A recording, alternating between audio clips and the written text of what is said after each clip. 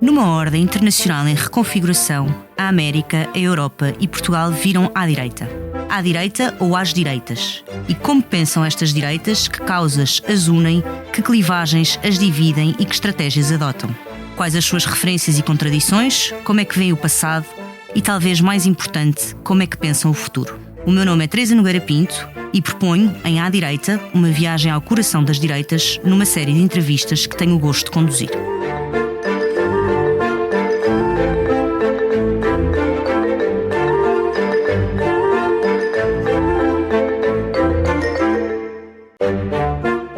Olá a todos, o meu nome é Teresa Nogueira Pinto, bem-vindos a mais um episódio do podcast À Direita. Herbert Marcuse, um dos pais fundadores da Nova Esquerda, decretou que a revolução não poderia ser feita com as classes trabalhadoras, integradas agora num sistema que as explorava.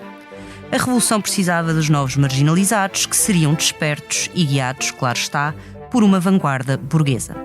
Estava dado o mote para aquilo que um dos seus discípulos descreveria como a longa marcha sobre as instituições. E teve inegável sucesso, o socialismo cultural, ou o wokeismo, deixou de ser uma excentricidade académica. Está na educação, na cultura, no desporto, na lei. Gramsci estava certo, antes de política, a hegemonia deve ser cultural. Curiosamente, o sucesso da Nova Esquerda seria também razão do seu declínio, traída em definitivo pelas classes trabalhadoras, pouco despertas para estas convicções de luxo. E à direita, como ilustra o caminho que levou Trump à reeleição, o anti-wokeismo tornar-se-ia um cimento fundamental. Talvez mais do que a questão da rejeição da globalização e até do que a imigração, foi a urgência de resgatar o senso comum, misturada com doses generosas de humor subversivo, que ampliou e energizou o movimento que deu a vitória a Donald Trump. Para nos ajudar a compreender o wokeismo, temos hoje connosco a Patrícia Fernandes. A Patrícia é professora no curso de Ciência Política da Escola de Economia, Gestão e Ciência Política da Universidade do Minho, doutorada em Filosofia Social e Política pela Universidade do Minho e trabalha temas como as teorias da democracia, políticas de identidade, teoria política e história das ideias políticas. É também colunista no Observador, onde aborda sempre com profundidade, empatia e bastante coragem vários dos temas que nos dividem nestas guerras culturais. Patrícia, muito obrigada por teres aceitado este convite. O Expresso tem uma nova subscrição que lhe dá acesso completo ao The New York Times, com atualidade, jogos, culinária e muito mais. E ainda aos conteúdos exclusivos da SIC Notícias, incluindo o Direto Vertical, a nova e inovadora emissão que se adapta ao seu smartphone. Subscreva em expresso.pt/digital. Expresso. Liberdade para pensar. E eu costumo começar sempre estas conversas com uma espécie de gancho. E escolhi para hoje, porque me parece ilustrar bem este tema, a recente tentativa de cancelamento levada a cabo por um grupo de estudantes da Universidade de Nova Iorque do Jonathan Haidt, um autor que eu sei do qual tu és uma leitora atenta. E o Haidt descreve-se como um centrista, é um académico de renome, autor de best-sellers como A Geração Ansiosa, título que soará familiar a muitos pais de adolescentes. Qual era o seu pecado? Defender a liberdade de expressão e pensamento nos campos universitários, alertar para os perigos de sobreproteger crianças e jovens e pôr em causa a indústria de diversity, equity and inclusion. Escreveste, Patrícia, que as universidades de elite americanas foram o berço do wokeismo. Continuam, pelos vistos, a ser o seu bastião e eu gostava de começar por perguntar-te porquê as universidades e porquê a América? Teresa, começo naturalmente por agradecer o convite, é um prazer aqui estar. A pergunta é interessante e a resposta, como para todas as perguntas interessantes, é necessariamente complexa. E vou por isso dividir em três tópicos.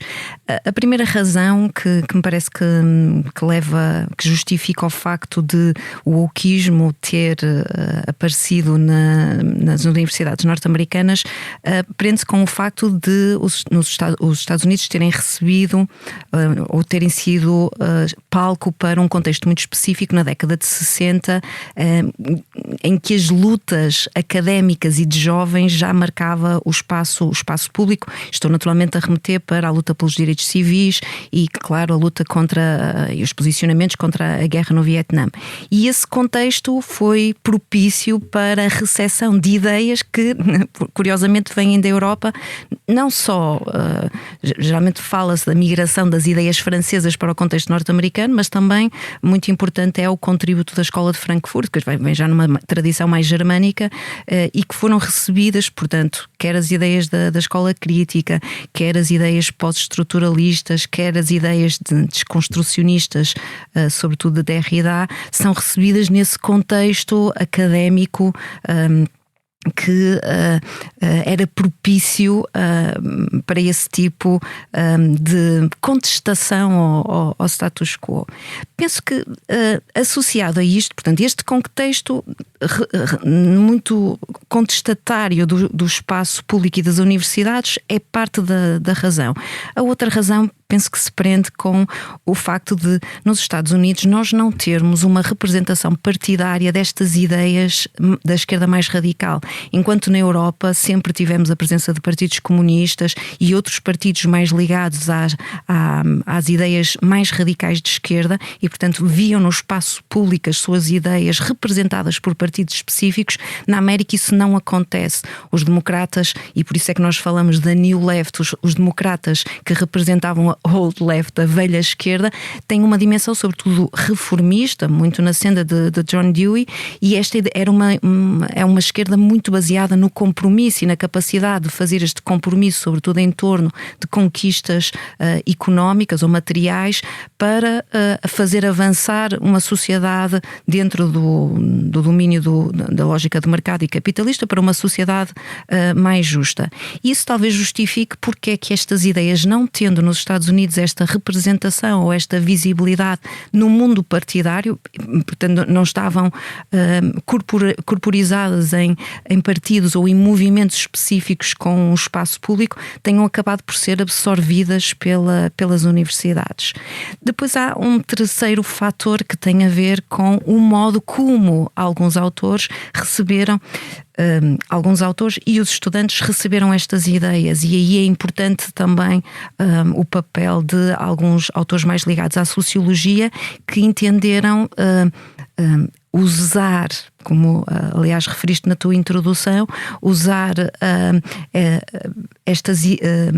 a ocupação das instituições para fazer a revolução, isto numa perspectiva mais pós-gramsciana, pós-marxista, às vezes também se fala a este propósito de marxismo cultural. Portanto, esta ideia de apropriação das instituições que foi muito simbolizada também pela SDS, Students for a Democratic Society, que verbalizaram e corporalizaram muito destas reivindicações.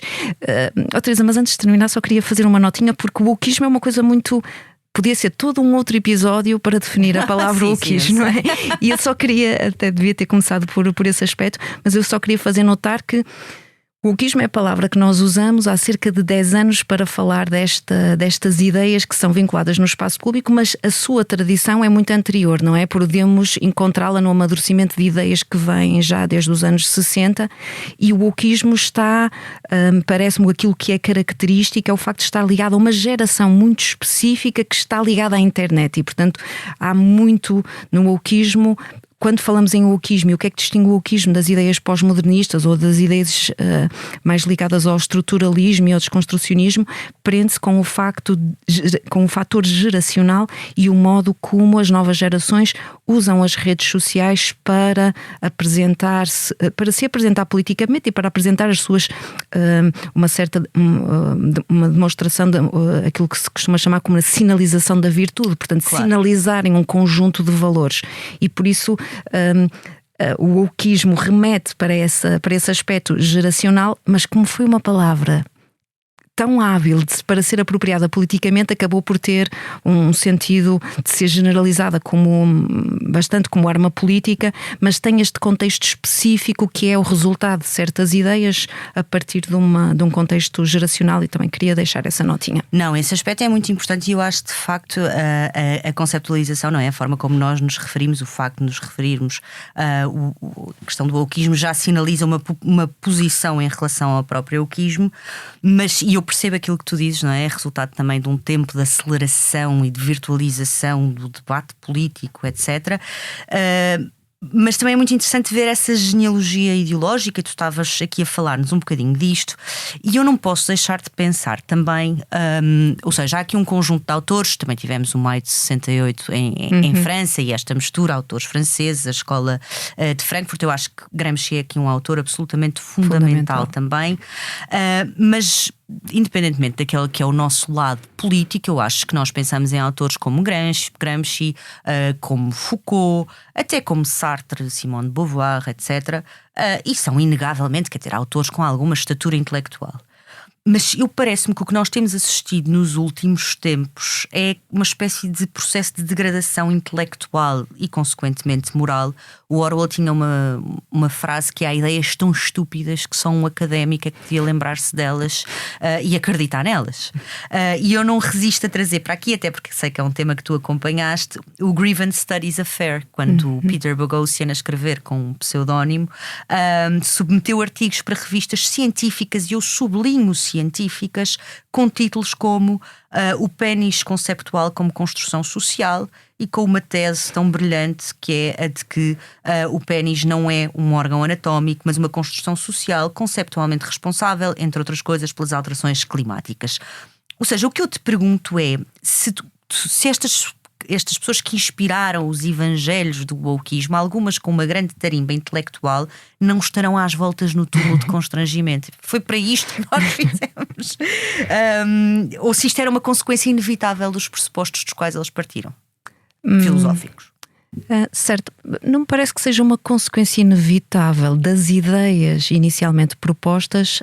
É provavelmente uma consequência inevitável do facto que resulta do facto de no contexto atual e sobretudo quando pensamos no modo como as universidades funcionam e o mundo académico funciona, haver a necessidade de apresentar sempre ideias mais radicais e inovadoras. Portanto, a novidade, e sem esquecer a natureza humana e como é que o modo como a natureza humana funciona, a novidade é um fator fundamental. E se nós queremos avançar o nosso, colocar o nosso nome em cima da mesa, se queremos até no mundo académico ter direito a bolsas, candidatar-nos a projetos, conseguirmos mais uma publicação, e sabemos bem como é a pressão no mundo académico para conseguirmos as publicações, é preciso introduzir sempre mais novidade. E penso que é mais essa dinâmica de radicalização que justifica o facto de termos entrado num domínio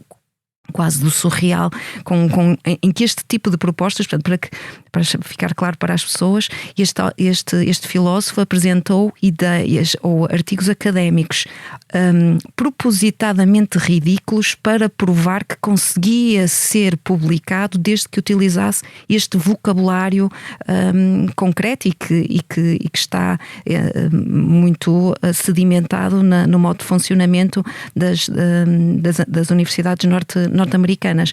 E por isso não me parece que seja uma consequência inevitável daquelas ideias, mas do próprio funcionamento da lógica de mercado, não é? Isto tudo tem a ver também com a pressão que as universidades estão sujeitas para a novidade, para a produção de artigos científicos, e que acaba até no mundo digital por tornar mais popular aquilo que é radical.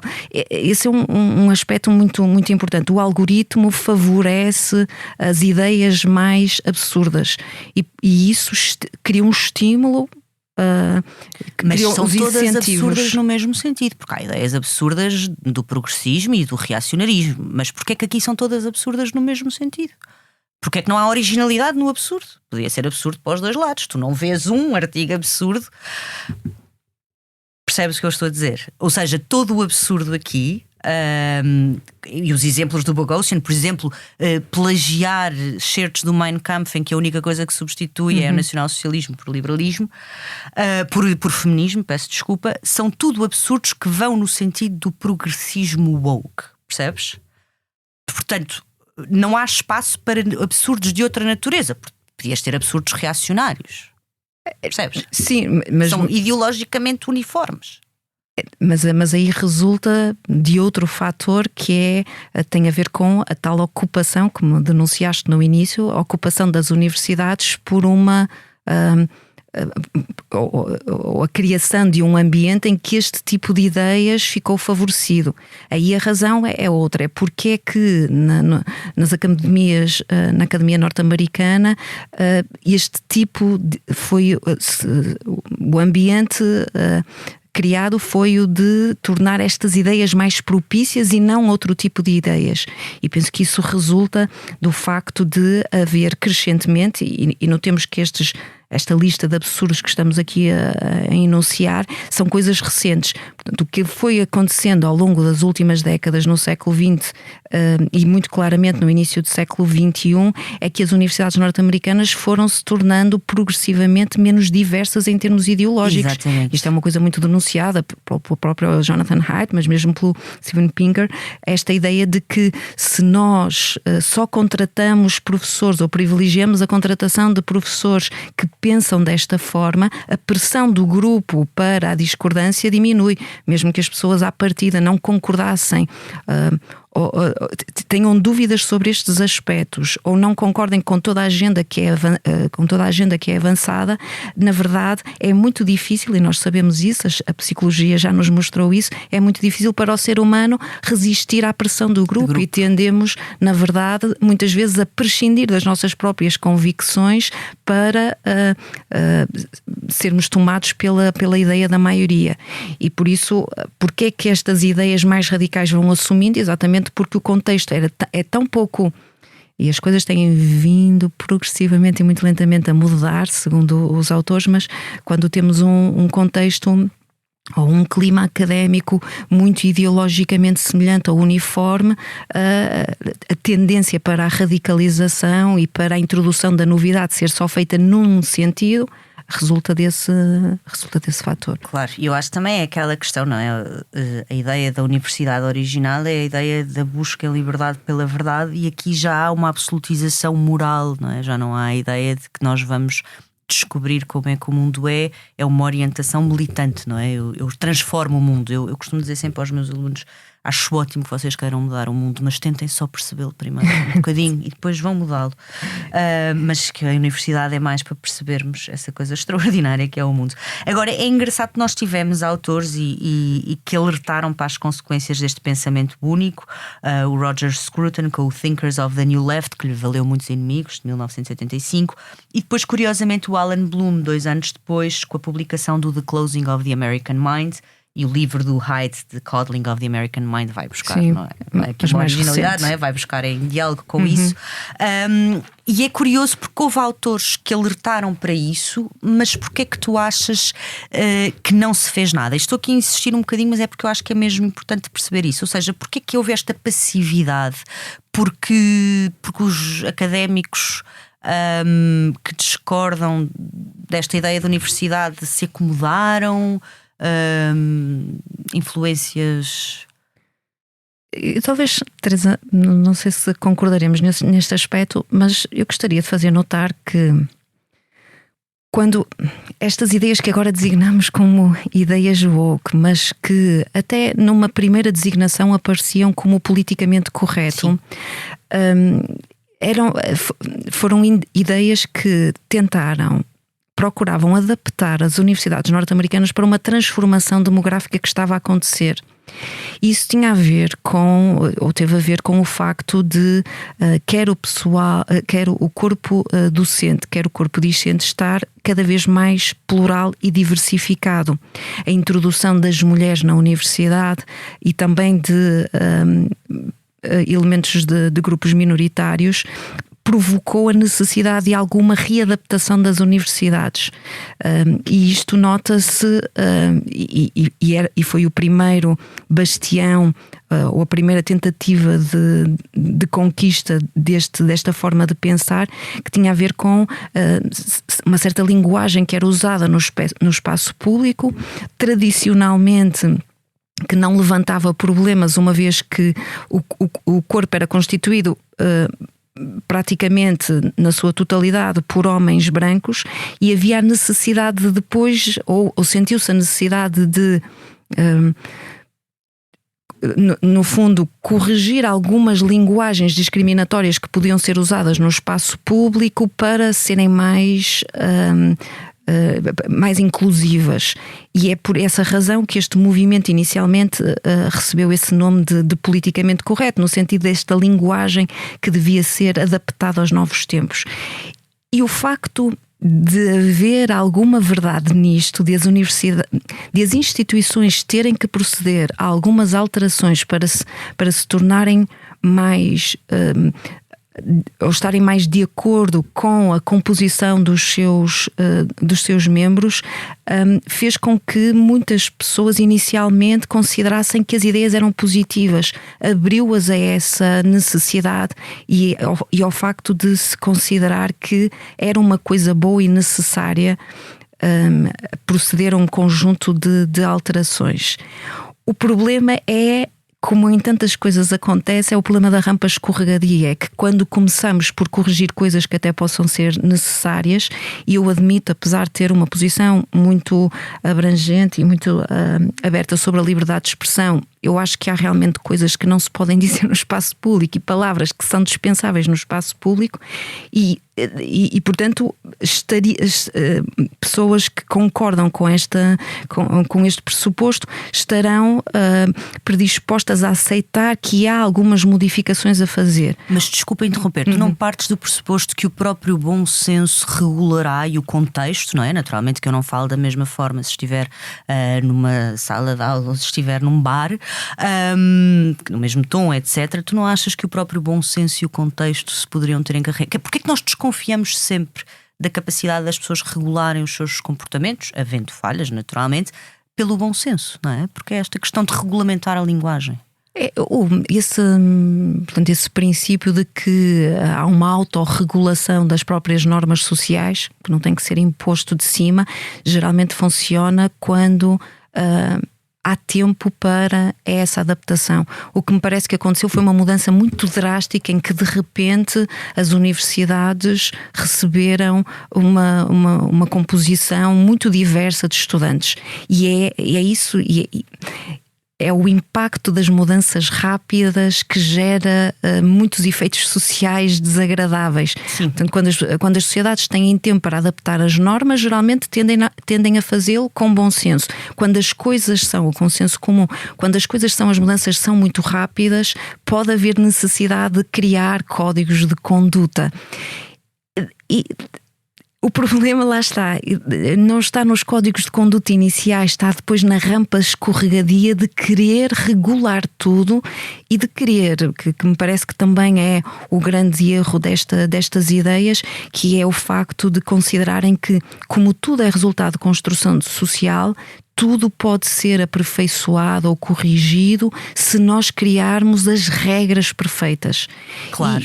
E portanto é estes autores, este tipo de autores, este tipo de pensamento cai nesta falácia de considerar que podem introduzir mais uma correção, até o mundo está perfeito. E o problema é que o mundo nunca vai ser perfeito e portanto entramos numa rampa escorregadia em que depois é preciso um passo mais, subir mais este degrau e aí é que isso é um aspecto muito importante, não é? Essa ideia no fundo de que é possível através da regulamentação, das leis, quase que alterar a própria natureza humana. Mas o que eu também acho muito engraçado neste socialismo cultural, ou podemos lhe chamar wokeismo, é um certo pessimismo antropológico.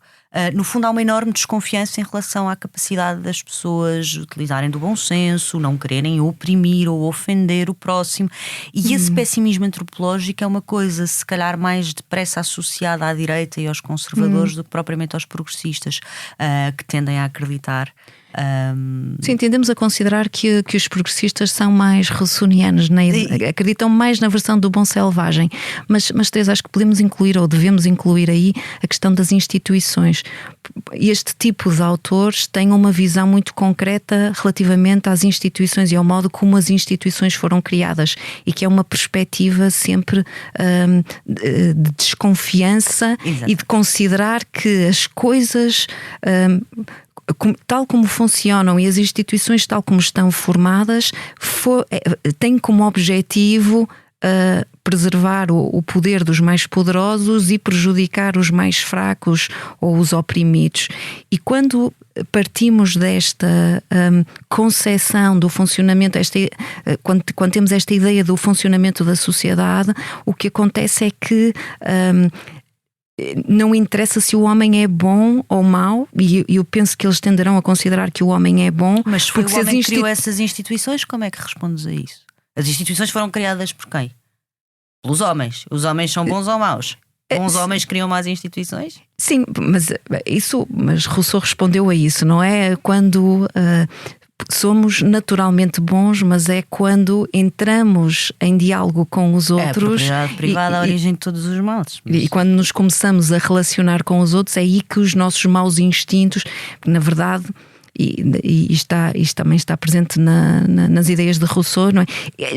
O mal já está de certa forma em nós. É Sim. A convivência com os outros que desperta esse lado mais negativo, mas nós podemos, através de instituições mais justas, eliminar ou tentar corrigir esses aspectos negativos. Mas voltando a estes autores, que nem todos serão russonianos, nem subscreverão sequer a noção de natureza humana, portanto Sim. prescindiriam logo dessa noção, aqui a questão é sobretudo o modo como olham para as instituições e para a realidade como um resultado de luta de poder. E se as relações humanas são sempre luta pelo poder, o ponto aqui, o objetivo aqui é tomar o poder para reverter as lógicas e as dinâmicas sociais a seu favor ou a favor desse pensamento. Só uma notinha, Teresa, em relação à questão da passividade. Portanto, parece-me que parte da passividade inicial podia ser com o que eu queria dizer há pouco, é que parte dessa passividade podia inicialmente resultar dessa concordância com a necessidade de mudar algumas coisas, mas depois a pressão de grupo tende a eliminar a liberdade de expressão e a possibilidade de ter posições diferentes. Claro, e aí... até porque depois podes efetivamente ter consequências negativas na tua carreira, na tua progressão, etc., se resistires, não é? Sim. Aliás, até, por exemplo, agora creio que também talvez seja por isso, dizes que há sinais de que as coisas estão a reequilibrar-se, mas em várias universidades a necessidade de assinar, não é, compromissos com aquilo que no fundo é uma concepção ideológica, não é? Esta ideia do DEI também teria muito que se lhe dissesse. Mas eu gostava agora, até porque sei que é um tema que te interessa bastante e sobre o qual tu tens escrito, é que eu ao mesmo tempo parece-me ver aqui uma enorme contradição, e aqui já olhando para o ar deste tempo, em que nós, por um lado, temos uma enorme obsessão com grupos ou identidades coletivas, não é? Que seriam marginalizadas, partindo de critérios de identidade, o sexo, o género, a raça, até o peso. Existe uma revista científica sobre Fat Studies e a ideia da gordofobia como uma forma de opressão estrutural, e, portanto, uniria um grupo cuja identidade coletiva assenta numa questão de peso. Ao mesmo tempo, isto coexiste com um individualismo radical e sem precedentes. E aí nós temos que ir agradecer ao Rousseau, ao Hobbes, ao Locke, não é? Esta ideia de que nós aparecemos como átomos num estado de natureza. Como é que se... Até em formulações, por exemplo, Me Too, não é? Eu individualmente tenho que também ter sentido esta opressão, esta indignação, esta ofensa. Ou até o Je suis Charlie, embora aí... ponto de vista ideológico talvez seja uma coisa um bocadinho diferente, mas nós temos que pessoalmente sentir a ideia da autodeterminação individual como uma grande ideia deste tempo, e tudo isto ao mesmo tempo arrumando-nos em etiquetas coletivas. Como é que se faz sentido disto? Sim, as contradições e as incoerências das teorias e dos tempos são sempre mais interessantes, e que não é... O que me parece é que nós não podemos ter a expectativa de que as pessoas e as ideias e as teorias possam ser absolutamente coerentes, ou pelo menos que sejam coerentes. Nós não somos na nossa vida, a maior parte do tempo, coerentes, e as teorias não o são certamente, porque depois também se aplicam a um determinado contexto. E o aspecto que chamas a atenção e parece uma característica fundamental do nosso tempo, que nasce no início da modernidade, lá está, quando os contratualistas pensam o processo político e o nascimento da política, estão a pensar no indivíduo isolado que celebra o contrato social. Isso era uma coisa absolutamente radical para os antigos, que pensavam sempre na polis e na comunidade como anterior ao indivíduo, e portanto esse é um aspecto, um traço fundamental da primeira modernidade e que depois se foi agravando, sobretudo com o amadurecimento e no fundo o sucesso do liberalismo. O liberalismo é uma teoria que, embora no início em Locke não tenha o aspecto individualista que nós reconhecemos hoje, muitos autores referem que os nossos tempos são tempos de hiperliberalismo, neste sentido do hiperindivíduo ou do hiperindividualismo e este centramento no indivíduo, como tu dizias, na autodeterminação individual, com uma consequência que Hannah Arendt já notou no seu trabalho em geral, mas sobretudo nas origens do totalitarismo. E Arendt não utilizava as ferramentas da ética e da biologia evolutiva, mas essas ferramentas já nos mostram hoje o que é que acontece. Quanto mais as sociedades promovem o individualismo, mais sentimos necessidade de pertencer a um grupo. E Arendt o que faz até é justificar os regimes totalitários como o resultado dessa pressão individualista que o liberalismo do final do século XIX imprimiu nas sociedades e as transformações que acabou por levar nas sociedades europeias. E por isso não é, embora possa parecer contraditório, resulta da própria dinâmica humana e da forma como nós funcionamos, mesmo em termos psicológicos. Não é? E Haidt também trabalha muito isto ao argumentar que somos sobretudo seres morais e que se por um lado queremos a propagação do nosso ADN, por outro lado sabemos que as nossas hipóteses de sobrevivência aumentam quando pertencemos a um grupo. E portanto, se um sistema político, e é outra palavra altamente contestada, mas as sociedades neoliberais do final do século XX conduziram a esses extremos, não é? E essa hiperindividualização, é natural que a reação seja a procura introduzir esse indivíduo num grupo. O que a nova esquerda faz é, ao contrário daquilo que é a proposta do que uma certa direita identitária fará, em vez de colocar o grupo dentro da nação, em vez de colocar o indivíduo dentro da nação, coloca o indivíduo em identidades específicas, nomeadamente raciais ou de sexo ou de outro tipo de identidades. Mas é uma reação normal aos tempos de atomização. Atomização, exatamente. É um tema absolutamente fascinante, que nos leva aqui para outra questão, Patrícia, e também sei que é uma questão sobre a qual tens refletido, que é esta questão de... Isso vem associado também a uma certa entronização do estatuto de vítima, não é? Portanto, a ideia... que é uma coisa curiosa porque até é de certa forma contraintuitiva, não é? E que poderá estar relacionado com uma coisa sobre a qual tu tens escrito. O Jonathan Haidt também escreveu bastante sobre isso, que é a psicologização da sociedade. Não estaremos nós a tornar psicológico, com esta obsessão com o autocuidado, a autoanálise, a tornar psicológico o que às vezes é moral? Percebes? A querer fazer diagnósticos psicológicos de uma série de questões que são mais morais. Dou-te um exemplo. Há um debate sobre se haverá um excesso de diagnósticos de hiperatividade ou em crianças. Às vezes está tudo bem, foi só mal criado e não tem mal nenhum. Tipo, nós às vezes portamos mal, adultos, crianças. Percebes? Se não é nós tentarmos, não podendo assumir que às vezes há essa ideia, porque não é, no fundo moral, nós atribuirmos esta explicação psicológica para tudo e a ideia de que nos temos que conhecer profundamente, perdendo-nos num narcisismo. Pergunto teu, não é? Não querendo estar a dar uma resposta aqui é sobre o que tu pensas e não sobre o que eu penso, mas gostava de te ouvir sobre isso. Não achas que esta obsessão com o autocuidado, a autoanálise, a dimensão da psicologia nos condena a um narcisismo?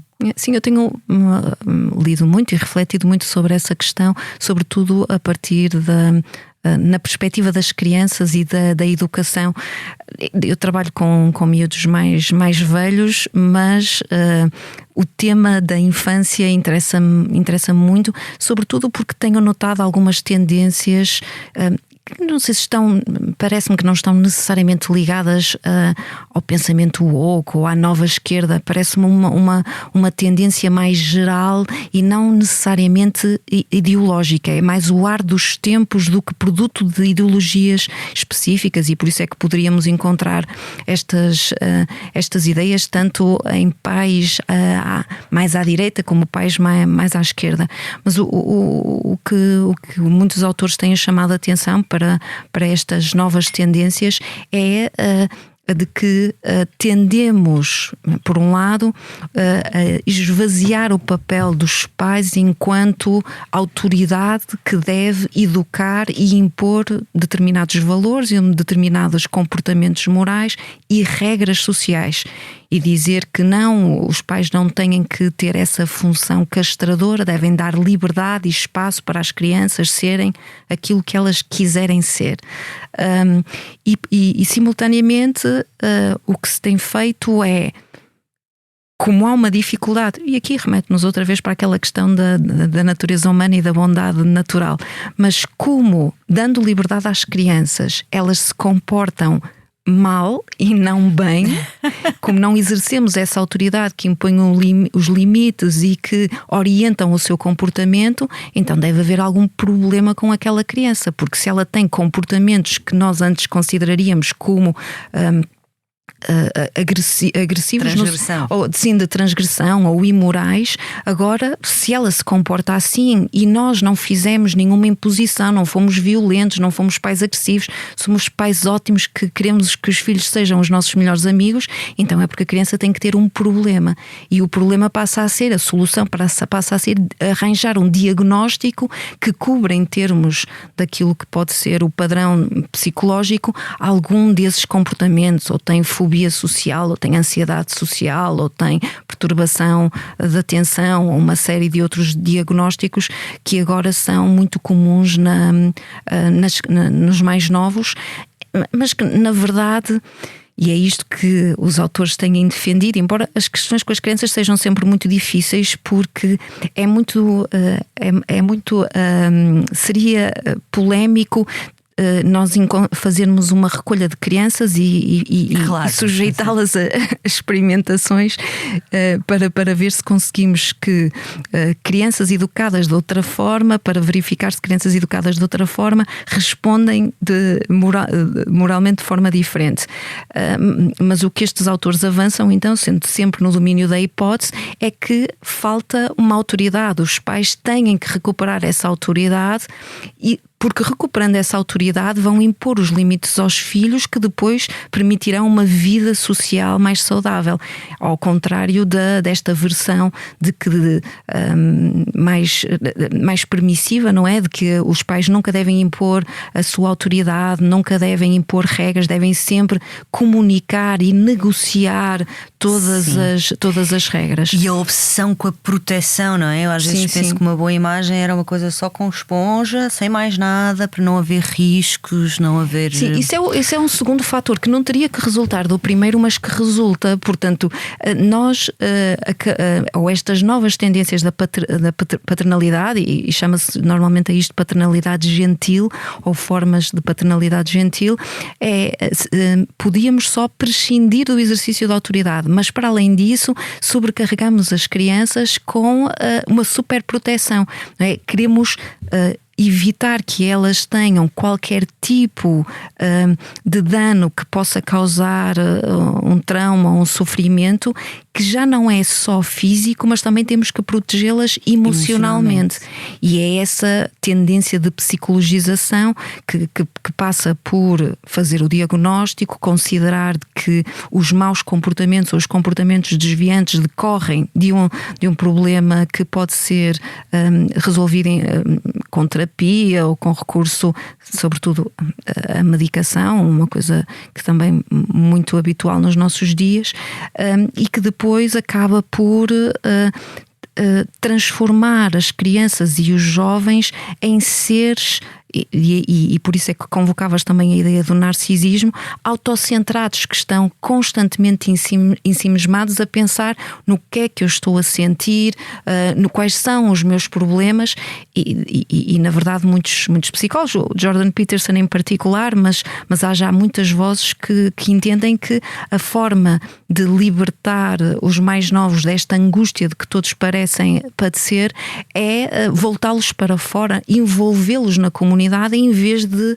voltá-los para dentro, não é? Em vez de estarem constantemente preocupados com os seus sentimentos e as suas emoções, devem estar inseridos em redes sociais e comunitárias, fazer trabalhos para os outros, estar preocupado com tarefas concretas, em vez de estar constantemente presos em casa, agarrados aos telemóveis e sempre sujeitos a essa procura por um eu verdadeiro que obviamente não existe. E que é engraçado porque de facto não admira de certa forma que essas crianças depois acabem a ser os estudantes que cancelam, que precisam de safe spaces, que e por isso é que não podemos desligar a questão e a discussão sobre o wokeismo da dimensão geracional. Exatamente. E até das alterações da estrutura da família, não é? Porque agora vou dizer aqui uma coisa um bocadinho não sei se há estudos nesse sentido, mas por exemplo eu calculo que famílias mais numerosas tenham menos tendência para esse tipo de educação tão protetora, não é? Até porque não dá para proteger a toda a hora se forem muitos. Sim, e é só, Teresa, se me permites, porque também é um aspecto muito interessante e que vem das ciências da educação, que é o facto de lidar com outras crianças, portanto, das crianças brincarem com outras crianças, serve como regulador emocional. E isso, aquela ideia que estavas há pouco a dizer, naturalmente nós encontramos as regras certas. E é verdade, se mudarmos o campo de análise para o indivíduo, fazemos isso na nossa infância quando brincamos com as outras. Porque se formos crianças propensas a birras constantes e injustificadas, os outros meninos não vão querer brincar connosco. E portanto o convívio com os outros também faz com que desenvolvamos competências para nos regularmos emocionalmente. Não, eu não vou fazer uma birra, eu não vou começar a chorar, mesmo porque, apesar de não ter gostado do que aquele menino disse, porque senão eles não vão querer brincar comigo. E o que está a acontecer é que, com a redução do número de filhos e com a futura inexistência de uma entidade que foi fundamental para a nossa geração, que é a existência de primos, que vão acabar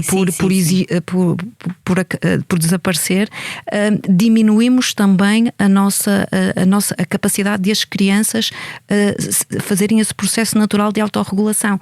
E não é surpreendente um aspecto que está muito em cima da mesa, que é o facto de, apesar desta defesa e desta implementação de uma parentalidade gentil, as crianças não estão menos violentas, estão mais violentas, e os rapazes em particular, que são mais propensos à violência por razões biológicas, e que resulta exatamente do facto de não serem capazes de se autorregular porque foram inseridos numa infância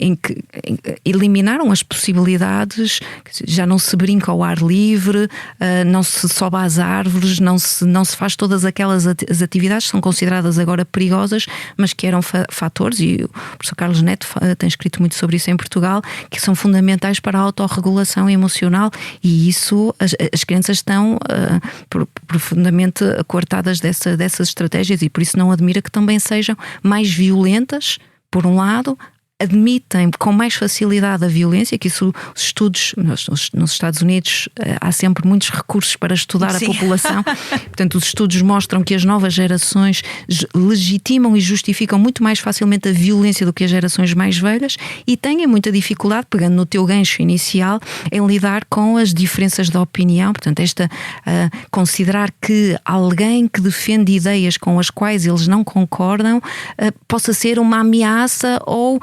provocar dano emocional, sofrimento emocional.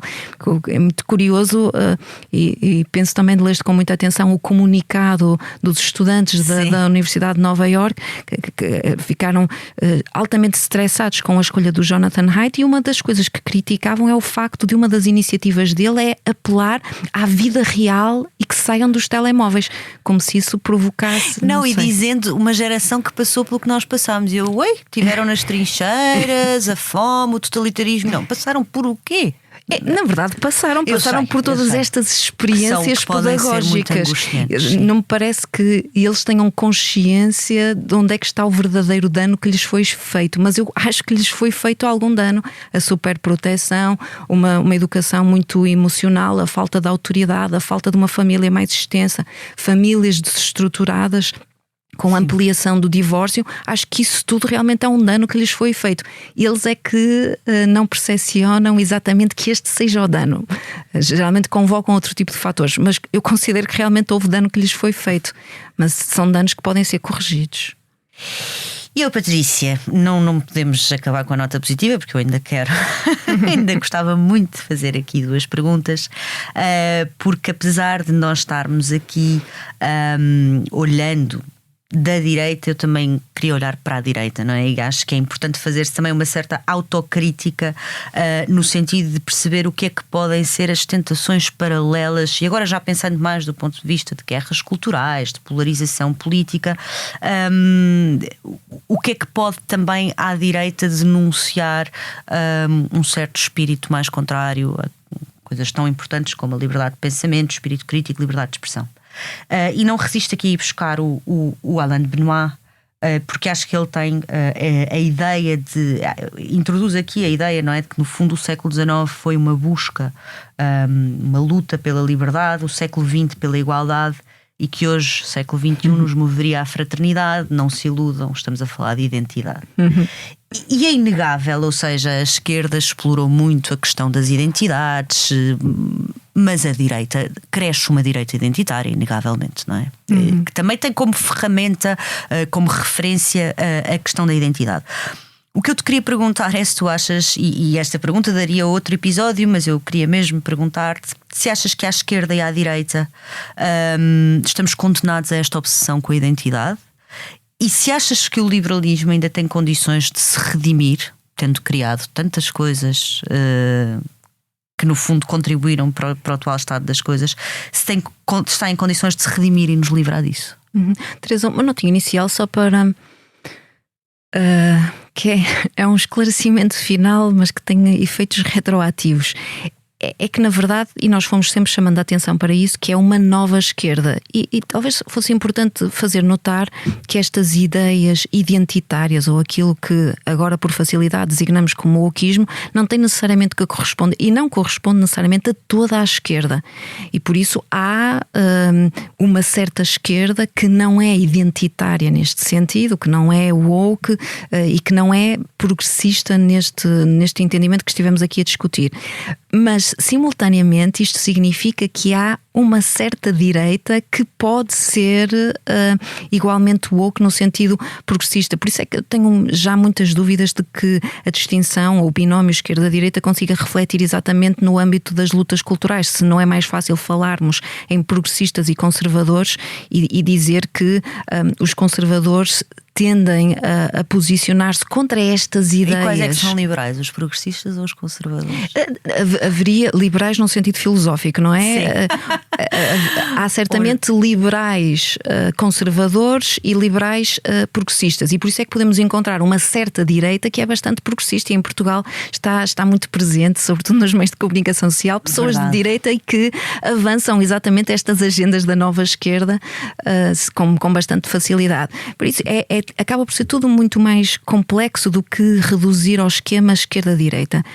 O que é que tem vindo a acontecer, e tu chamaste a atenção no início, e com toda a razão, que esta reação ao wokeismo acabou por se Eu percebo o que tu dizes, Patrícia, mas deixa-me só aqui, desculpa interromper-te. Eu percebo o que tu dizes, mas se eu tiver que ter um critério, se eu tiver que apostar dinheiro, e um critério para antecipar se uma pessoa é de direita ou de esquerda, ou se identifica como de direita ou de esquerda, o anti-wokeismo é a melhor pista. Portanto, como é que se explica isso? Sim, e por essa razão, e por em termos de probabilidade, o teu argumento teria mais sucesso. É por essa razão que o anti-wokeismo acabou por virar as coisas mais para a direita em todos os países, não é? Porque realmente, não sendo as ideias woke, não se podendo confundir com toda a esquerda, tendem a ser maioritárias na esquerda e a cobrir uma parte significativa da esquerda. Eu diria que em Portugal talvez fique de fora, curiosamente, o Partido Comunista das ideias woke, são um partido sempre mais conservador do que progressista. Mas há uma certa direita que estaria coberto também, portanto o wokeismo entra numa certa direita, e esse é um ponto interessante para refletir. Nos Estados Unidos, o que se tornou evidente foi que uma coligação republicana conseguiu, porque isto também é interessante a partir das análises que habitualmente fazes. O anti-wokeismo surge aqui como fator de vitória de Donald Trump, mas na segunda eleição, não é? Não Sim. necessariamente em 2016, em que as razões, embora já estejam relacionadas com este aspecto que até não abordamos, mas é um aspecto fundamental, que é o facto, não abordamos por culpa minha, que eu devia ter referido, mas é o facto de as universidades, ao terem enveredado por este tipo de ideias, sobretudo nos Estados Unidos, e estas ideias terem se tornado hegemónicas, fez com que houvesse uma separação, aquela separação inicial que referiste no início, entre aquilo que é as pessoas de algum lado e as pessoas de lado. Sim, as pessoas normais e aquelas pessoas que geralmente vão para a universidade, tiram um ensino superior, e que o David Goodhart estabelece com esta distinção, os anywheres e os somewheres. E, portanto, na primeira eleição de Donald Trump em 2016 já se sente essa diferença. E, aliás, estavas há pouco, o que é que tu dizes aos alunos? E eu aos meus alunos digo, vocês têm que ir a 2016. Os miúdos agora, quando chegam à universidade com 18 anos, 2016 já muito longe, é verdade. É muito distante para eles, mas eu digo, é um ano fundamental, porque foi o momento em que os meios de comunicação, a elite política percebeu que havia uma dissonância enorme entre aquilo que eles consideravam que eram os projetos políticos aceitáveis e aquilo que a maioria da população queria para o seu país. Sim. O Brexit e a eleição de Donald Trump. Mas mais uma vez aí vais ver uma ligação, ou seja, os eleitores do Rust Belt que deram a vitória a Trump em 2016, isso é a grande história de 2016, não é? É no Rust Belt que se conta, não são woke. E as pessoas que choraram em 2016 porque Donald Trump ganhou nas universidades são woke. Portanto, ou seja, as duas coisas, eu acho que talvez nós tenhamos como o Benoit diz muito isso, não é? Esquerda e direita são conceitos relacionais e vão mudando no tempo. Sim. Eu acho que talvez haja uma mudança nesse sentido. Mas não tanto que sejam categorias irrelevantes para perceber o posicionamento. Mas Sim. Eu queria te perguntar do liberalismo. Certo. Eu ia chegar lá. Calma, a direita é uma esquerda liberal, não é? Mas queria só chamar a atenção para este ponto de que a palavra wokeismo ainda nem sequer existia em 2016 e depois será mais importante em 2023. E 24, sim, a eleição em 2024, e aí é que ficou claro, mesmo a própria campanha de Donald Trump foi muito feita contra certas mensagens. E aí o poder da palavra também é interessante, porque aí já havia a palavra wokeismo e já era possível identificar um inimigo. E os memes, por exemplo, foram fundamentais. A Elizabeth Warren com uma coisa de Índia, quando ela disse que era Native American, tudo isso criou o humor, não há nada mais. Sim, chamaste a atenção no início para o humor subversivo. E era uma baliza aberta em muitos aspectos, não é? Isto para dizer que nessa reação e nessa coligação que levou à eleição de Donald Trump já está uma parte, já compreende uma parte da direita que tem sido designada por alguns autores precisamente como direita woke, que é uma direita identitária, lá está, revolucionária que pretende implementar ou aplicar os mesmos métodos que a nova esquerda aplicou ou que a esquerda identitária aplicou, nomeadamente quanto à limitação da liberdade de expressão e a ocupação das instituições, uma série de outras estratégias que têm sido identificadas, nomeadamente por James Lindsay, que é muito crítico desta direita woke. E, portanto, há esta discussão, o termo não é consensual, mas pode haver uma resposta direta e imediata como um espelho, não é? Que reflete precisamente a direita uma direita identitária que reflete a esquerda identitária. O que é que me parece... Pessoalmente, e estou muito familiarizada com o pensamento de Alain Benoist, que sempre foi um autor que me pareceu muito capaz de apreciar os nossos tempos, sobretudo em antecipação, não é? Compreender que as coisas já estavam a mudar quando ainda estava toda a gente convencida do Fukuyama. Ainda estávamos no Fukuyama, exatamente. E portanto o Benoist percebeu logo que já não estamos nesse patamar, as coisas estão a mudar e a identidade surge em força e parece-me, dentro de uma perspectiva de que as sociedades também funcionam como reação e contra-reação, parece-me uma reação muito que decorre desta, que já aqui abordamos, aliás, desta atomização e deste centramento no indivíduo, esta descontextualização do próprio indivíduo, do seu contexto social e da sua estrutura, e que é agravada pelo facto de... E aí penso que esquerda e direita, sobretudo ao centro, têm uma grande responsabilidade, que é este mito do cosmopolitismo, não é? Esta ideia de que uma vida boa é uma vida que é vivida em sociedades absolutamente cosmopolitas, em que não há uma referência local, em que as palavras como pátria e nação são desnecessárias, em que as fronteiras podem desaparecer, e isso nunca existiu na história e é por alguma razão. Também devemos ter a humildade de aprender com a história e reconhecer que as nossas ideias, por muito bonitas que possam parecer em termos teóricos, se nunca tiveram aplicabilidade, é por alguma razão. O ser humano precisa dessa identificação e precisa dessa narrativa.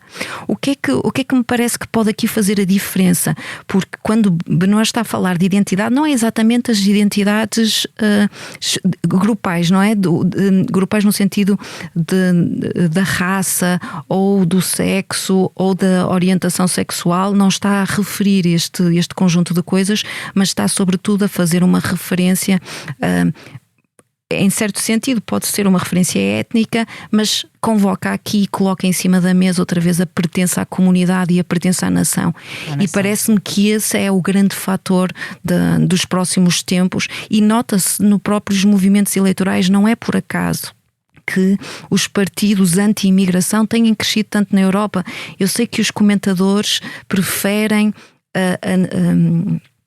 desvalorizar as preocupações das pessoas em vez de tentar compreender porque é que as pessoas votam como votam, mas as pessoas votam como votam porque sentem que a sua identidade e o seu sentido de pertença está a ser posto em causa, e o ser humano não funciona assim. O ser humano precisa de um grupo para estar integrado, e quando sente que o seu grupo está a ser ameaçado, responde, e no caso da democracia temos esta vantagem de não precisarmos de recorrer à violência, e podemos fazê-lo pacificamente através do voto, desde que as elites políticas aceitem a orientação dos votos. Claro, isso também. E Teresa, só queria chamar a atenção para este aspecto. Portanto, o liberalismo e o hiperliberalismo é responsável por eliminar o contexto social que é tão importante para nós termos até vidas mentalmente sãs.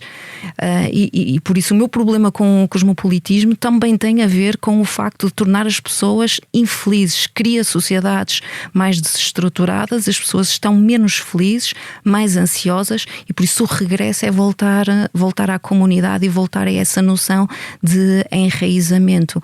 Sobretudo, e terminaria, já te passo a palavra, mas queria chamar aqui a atenção para como é que podemos entender o sucesso do liberalismo. O liberalismo vingou porque surgiu num contexto propício a que vingasse, e esse contexto propício é um contexto de recursos materiais que pareciam recursos materiais e naturais que pareciam que não pareciam escassos, em que havia sempre, primeiro a ocupação das Américas, depois sempre mais terra, sempre mais coisas para fazer, acompanhado de um grande desenvolvimento tecnológico, a capacidade de produção em massa. Isto não existiriam, as ideias liberais não vingariam sem este contexto propício. E o que nós estamos a ver agora, e portanto, este contexto propício também nos torna mais predispostos à abertura ao outro. O que nós estamos a ver agora é que o contexto económico e material que permitiu ao liberalismo triunfar está a desaparecer. São as alterações climáticas que põem em causa esta ideia de que não haveria limite para a exploração dos recursos. É o facto de nós...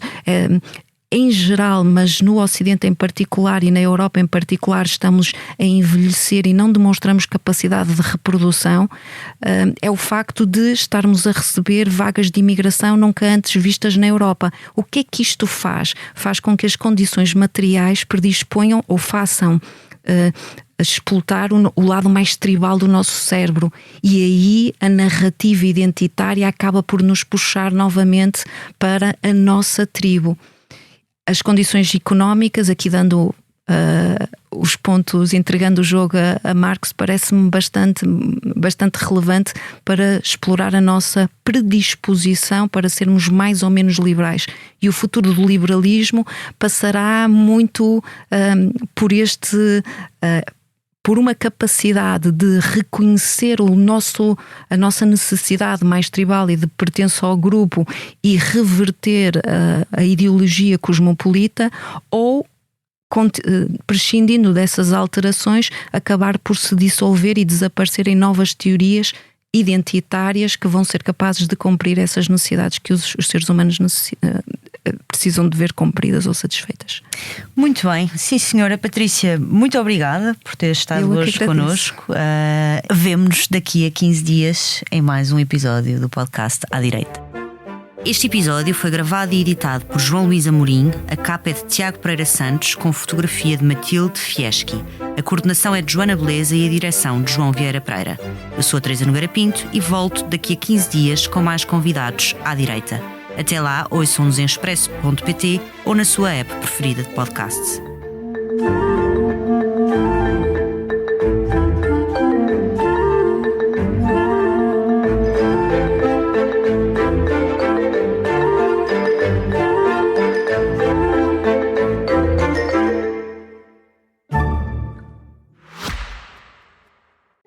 O Expresso tem uma nova subscrição que lhe dá acesso completo ao The New York Times, com atualidade, jogos, culinária e muito mais. E ainda aos conteúdos exclusivos da SIC Notícias, incluindo o Direto Vertical, a nova e inovadora emissão que se adapta ao seu smartphone. Subscreva em expresso.pt/digital. Expresso. Liberdade para pensar.